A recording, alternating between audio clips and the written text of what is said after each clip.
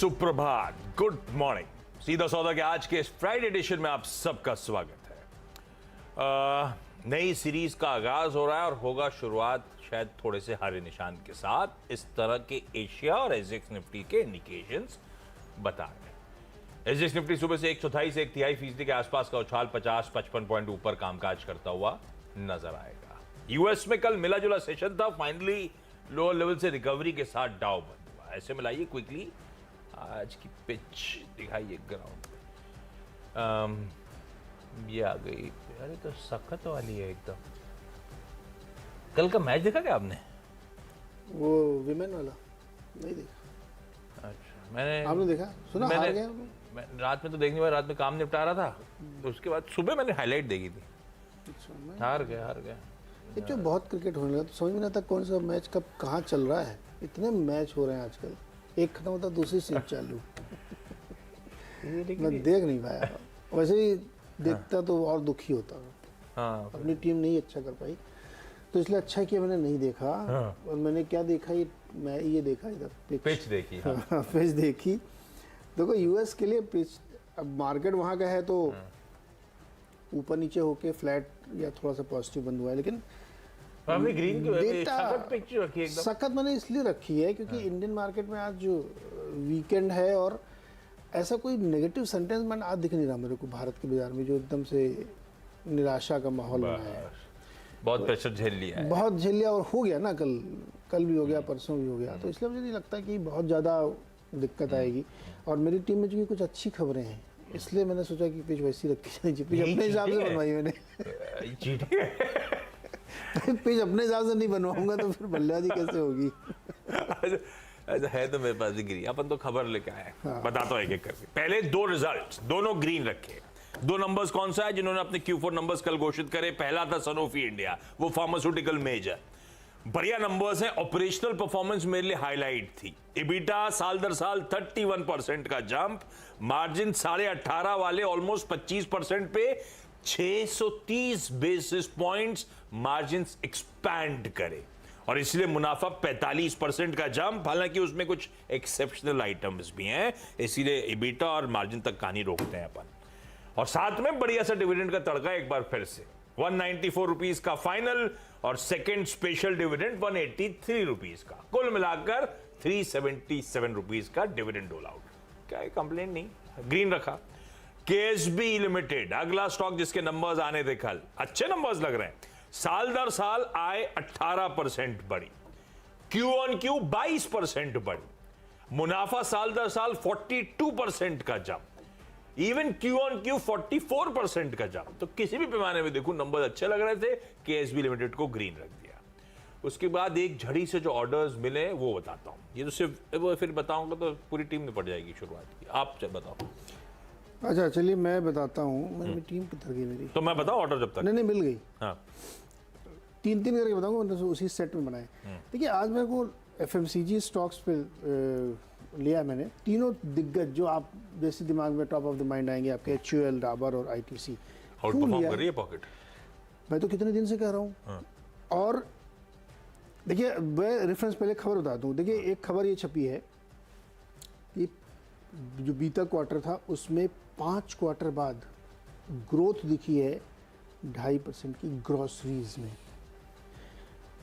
पिछले 5 क्वार्टर से, मतलब पिछले 5 क्वार्टर से ये स्थिति बहुत ख़राब थी, लेकिन अक्टूबर दिसंबर के क्वार्टर में 2.4% की ग्रोथ ग्रॉसरी में देखने को मिल रही है, जो एक एफएमसीजी सेगमेंट के लिए बहुत अच्छी है।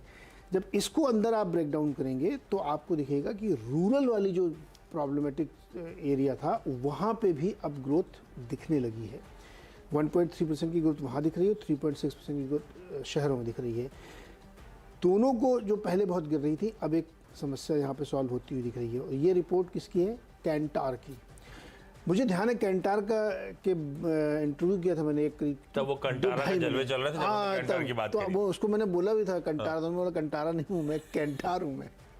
तो कैंटार वाले सर ने मुझे ये बताया था, अवस्थी जी थे कोई, कि रूरल में पिकअप हो रहा है, धीरे धीरे हो रहा है, थोड़ा समय लगेगा, आ जाएगा वो। और इसी संदर्भ में वो कह रहे थे एफएमसीजी। फिर हमने जो परसों आवाज़ अड्डा किया था कि ये के शेप रिकवरी है कि कौन सी शेप की रिकवरी है। उसमें भी प्राइस के जो चीफ इकोनॉमिस्ट राजेश शुक्ला आए थे, उन्होंने भी बताया कि रूरल में बहुत तेज़ी से पिकअप कर रहे हैं। जो रूरल इनकम गिरी थी वो पिक कर गई है, 7% से 3 गई थी, 3 से 5 आई और 5 से ऊपर जा रही, और उसको ये जस्टिफाई करता है डेटा। तो इसीलिए हमने ये रखा कि आप इसमें ध्यान दें। HUL, ITC, डाबर और भी जो सेगमेंट की कंपनियां, ब्रिटानिया है, गोदरेज कंज्यूमर, मैरिको, फेरिको, बहुत सारी हैं, लेकिन ये सेगमेंट रिवाइव कर रहा है। ये बहुत इंटरेस्टिंग चीज़ है, तो इसको ध्यान रखना चाहिए। डिस्पाइट कि गेहूँ बहुत महंगा है और ग्रॉसरीज के प्राइसेस और ऊपर जा रहे हैं, इसके बावजूद ये ग्रोथ देखने को मिल रही है। अब इसके अलग अलग मतलब हो सकते हैं कि इकॉनमी रिवाइव करी है, जॉब कल की या कई दिनों की रिपोर्ट्स आप गूगल करके देखेंगे तो वो भी दिख रहा है कि छोटे छोटे शहरों में Tier 2, Tier 3 में नौकरियां मिल रही हैं लोगों को, जो पहले सेंट्रलाइज हो गई थी बड़े शहरों में, अब वो छोटे छोटे शहरों में। मुझे लगता है इसलिए इन तीन को ध्यान रखना चाहिए। और ITC तो वैसे भी और आउट परफॉर्म कर रहा है आजकल। 400 मार देगा आज क्या? कल जाते जाते रुक गया था। कल मेरे ख्याल से इंट्राडे में ठंडा पड़ गया था। देखते हैं, साइकोलॉजिकली इंपॉर्टेंस था 400 का। चलिए, अच्छा, 2 रिजल्ट बताए थे, दोनों अच्छे ग्रीन में रखे थे। उसके बाद जो बाकी स्टॉक्स है उनमें पहले एक काम करते हैं, सारे ऑर्डर्स जो खबरें आई। RVNL, रेल विकास निगम लिमिटेड, इन्होंने कहा है कि 197 करोड़ रुपीस के भोपाल रीजन के MP मध्य क्षेत्र विद्युत वितरण कंपनी के ऑर्डर्स के लिए लेटर ऑफ अवार्ड मिला है। अवार्ड लेटर मतलब ऑर्डर बैक कर लिया है, रख दीजिए ग्रीन में। ISGEC heavy engineering, ISGEC heavy engineering कह रही है कि इनको 7 वेस्ट हीट रिकवरी बॉयलर्स का एक बड़ी स्टील कंपनी से ईस्टर्न इंडिया में एक तगड़ा ऑर्डर मिला है। उसका क्वांटम ऑर्डर का साइज क्या है ये मेंशन नहीं करा है, ग्रीन लेके जा रहा हूं। और ऐसी पुणे की एक छोटी कंस्ट्रक्शन कंपनी वैस्कॉन इंजीनियर्स, इन्होंने कहा है कि Pune metropolitan region development authority से पुणे में 96 करोड़ रुपीस का लेटर ऑफ एक्सेप्टेंस इनको मिल गया है। रेजिडेंशियल क्वार्टर्स, कुछ मॉल वगैरह ये सब बनाने का काम है। वैस्कॉन को ग्रीन रख दिया। ये तीनों ऑर्डर न्यूज हो गई, 2 रिजल्ट, 3 ऑर्डर न्यूज। उसके बाद एल्केम लेबोरेटरीज को लेकर आइए स्क्रीन पे। US FDA ने, आपको याद होगा, पिछले साल मिड में, जुलाई की बात है, इनकी इंदौर की मैन्युफैक्चरिंग फैसिलिटी को इंस्पेक्ट करा था। उस समय जो इंस्पेक्शन रिपोर्ट आई थी उस पे एक ऑब्जर्वेशन था, एक आपत्ति थी। कल बाजार बंद होने का अपडेट आया कि इन्होंने उस आपत्ति पे करेक्टिव एक्शन लिया था, डिटेल सबमिट करी थी, प्रिवेंशन का एक्शन प्लान USFDA को सबमिट करा था और USFDA ने अब सक्सेसफुली इस इंस्पेक्शन को क्लोज कर दिया है। एल्केम को मैं ग्रीन लेके जा रहा हूँ। अगले 3 स्टॉक्स में मेरे जो है कौन है, शुगर कंपनीज है। शुगर तीनों एक साथ दिखाइए, खबर बताते रहेंगे। उत्तम शुगर दिखाइए, श्री रेणुका दिखाइए और शक्ति शुगर दिखाइए। देखिए, जो खबर छपी है कि 2022-23 का शुगर सीजन जो ख़त्म होने वाला है, बिल्कुल 10-15 दिन बचे होंगे खाली। सीजन इन टर्म्स ऑफ जो पूरा ये क्रशिंग वशिंग होता है, ये सब पूरा अक्टूबर से सितंबर चलता है ना, तो वो पूरा सीजन में 7% की डिक्लाइन है प्रोडक्शन में इस साल की, जो इस सीज़न में होने वाला है। तो 33.5 मिलियन टन की संभावना है, जो पिछले साल ज़्यादा थी। अब इसमें एक चीज़ और ब्रेकअप देता हूँ आपको। महाराष्ट्र जो सबसे बड़ा शुगर का प्रोडक्शन करता है, वहाँ पे कितना प्रोडक्शन कम हो रहा है? 9%। और कर्नाटक में 14%। तो इसीलिए ये वाली कंपनियां मैंने रखी जिनका वेस्ट और साउथ वाले इलाकों में चीनी का काम होता है। शक्ति, श्री रेणुका, ये सारी, उत्तम वगैरह, ये सभी, क्योंकि ओवरऑल प्रोडक्शन कम हो रहा है और रीजनल ज़्यादा हो रहा है। इसका क्या असर होगा? इसके 2 असर होंगे। एक असर तो ये होगा कि सरकार पक्के तौर पे, आप मान लीजिए कुछ दिन में कहेगी एक्सपोर्ट बंद करो, जो हमने बहुत खोला था कम करेंगे, क्योंकि डोमेस्टिक सप्लाई ठीक रहनी चाहिए। उससे क्या होगा कि प्राइस बढ़ेंगे। अब मान लीजिए एक्सपोर्ट पर सरकार थोड़ा रोक लगाती है, रिस्ट्रिक्शन करती है, तो बहुत असर इसलिए अभी नहीं पड़ेगा क्योंकि जो इंटरनेशनल प्राइस है वो $20-21 पे स्टैटिक है बहुत दिनों से। तो उस पर जितने ऑर्डर उनको ले थे वो ले चुके हैं, तो पहले के कमिटमेंट पूरे होंगे, नए नहीं होंगे। नए होने का कोई फ़ायदा नहीं, क्योंकि दाम भी नहीं बढ़ रही है उसमें, लंदन मार्केट में। लेकिन डोमेस्टिक मार्केट में समर सीजन में चीनी की कीमतें और ज़्यादा बढ़ने की संभावना है, क्योंकि प्रोडक्शन कम हो रहा है। तो इसलिए हमने ये 3 शुगर के शेयर लिए। 6 हो गए, मेरे 6 हो गए। ब्रेक। ब्रेक के उस पर बचे हुए 4 स्टॉक्स।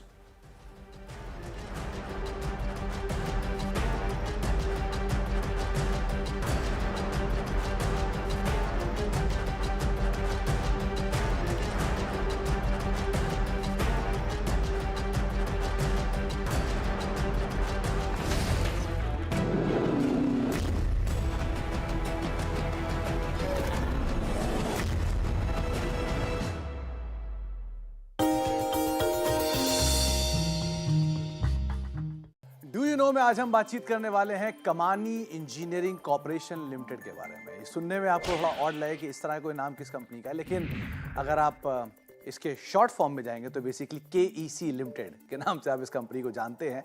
इस कंपनी की शुरुआत काफ़ी पुरानी है, 1945 से ये कंपनी कार्यरत है और इसकी 2 फैक्ट्रीज होती थी। एक फैक्ट्री थी मुंबई में और दूसरी फैक्ट्री जो थी वो कंपनी की लाहौर में थी, जो कि पार्टीशन के बाद वहीं चली गई, जिसके ऊपर कई केसेस भी लड़े गए, लेकिन वो कंपनी को वापस मिल नहीं पाई। तो ये शुरुआत में ये कंपनी कामकाज करती थी एल्यूमिनियम यूटेंसिल्स का, यानी कि बर्तनों के कामकाज में, जब उस समय पर मेजरली ये बिजनेस के तौर पे देखा जाता था। लेकिन धीरे धीरे कंपनी ने अपना कारोबार एक्सपैंड करना शुरू किया और कई सारे इंजीनियरिंग प्रोडक्ट्स के अंदर आए। बहुत सारे बड़े मेगा प्रोजेक्ट्स इस कंपनी ने एग्जीक्यूट किया। एक बड़ा प्रोजेक्ट जो कंपनी को मिला था भाखड़ा नागल डैम की तरफ से, जहाँ पे उन्होंने टावर्स का सेटअप किया था। और ये टावर के सेटअप करने को लेकर कंपनी ने कई सारे, क्योंकि उस समय पर इंपोर्ट करना ज़रूरी होता था, लेकिन कंपनी ने फिर भी कुछ पार्ट को इंपोर्ट करके और कुछ पार्ट को खुद बना के असेंबल करके इस तरह के एक बड़े ऑर्डर को बिना एक्सपीरियंस के एग्जीक्यूट किया था। तो अपने आप में एक बड़ा माइलस्टोन कंपनी के लिए रहेगा।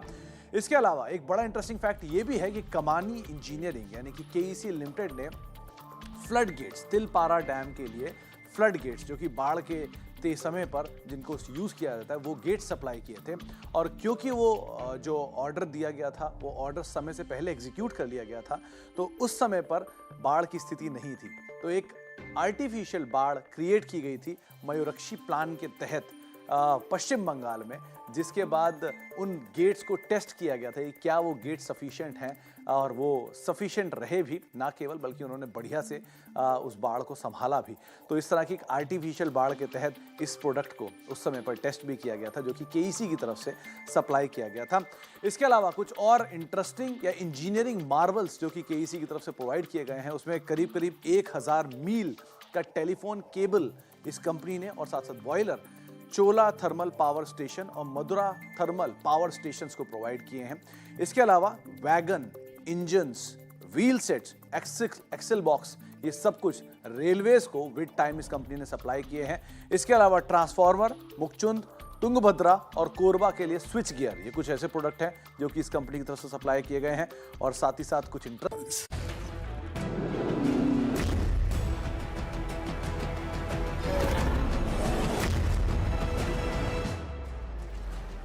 स्वागत है एक बार फिर से। और अगले 4 स्टॉक्स में 7वां स्टॉक भी उसी सेगमेंट का है, FMCG और ये सब ग्रॉसरी वगैरह का, नेस्ले। इसमें UBS की एक रिपोर्ट अभी आई है, खरीदारी की उन्होंने राय दी है और 23,000 रुपये का टारगेट दिया है।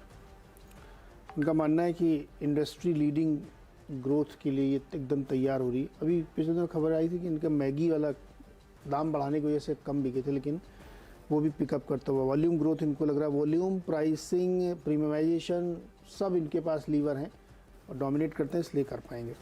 8वां स्टॉक एक्सिस बैंक। हालांकि ये मॉर्गन स्टैनली कह रहा है कि 1200 रुपये टारगेट के लिए इसमें ओवरवेट रेटिंग है। थोड़ा मैं कम कन्विंस हूँ, लेकिन क्योंकि आज खबर कम थी इसलिए मैंने उसको ले लिया है।